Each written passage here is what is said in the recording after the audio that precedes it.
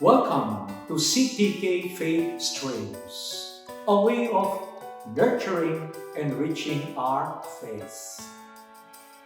For our reflection, we take the readings of the sixth Sunday in Ordinary Time.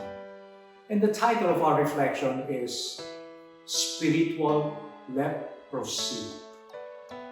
In the first reading, the Lord instructed Moses and Aaron how to treat people who were inflicted with leprosy during their time.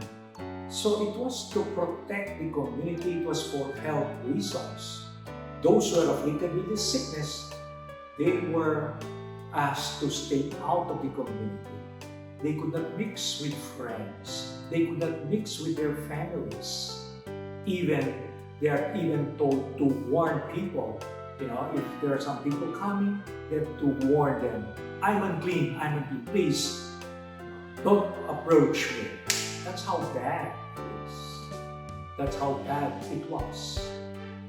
Now, the same thing in the gospel. There was a leper who knelt before Jesus and said, "Please, Lord, help me." And Jesus said, "I will that you will get clean." That is Jesus. He wants people to be integrated in the community because people who were afflicted with leprosy, they could not even enter the temple. They could not mix with people. But Jesus wants everybody to be united. And so He came to clean us, to purify us from anything that makes us unclean, impure. My dear friends, in our times, how do we see leprosy? Perhaps we can say there's something worse than leprosy. It is sin. As leprosy, it's the different parts of the body.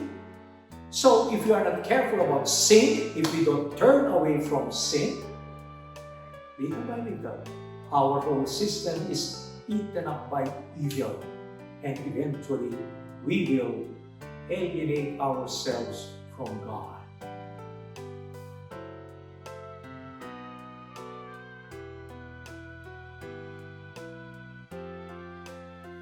My dear friends, sometimes we wonder with what's happening today, what happened to sin?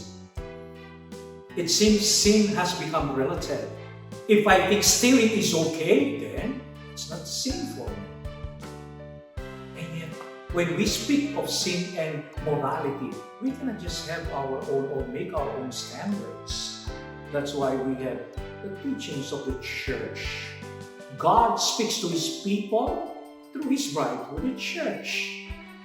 And so we are told, what is black is black. What is white is white. We cannot just change anything that we want to change.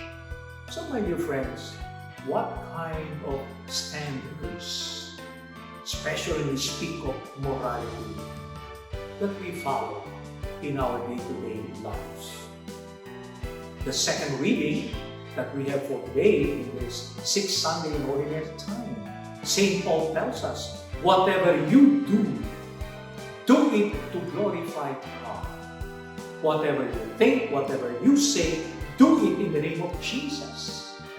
And so we listen to Jesus. We consider His teachings, not what we want, not our own standards. But sometimes we use the standards of the world, and they will lead us to chaos, to perdition.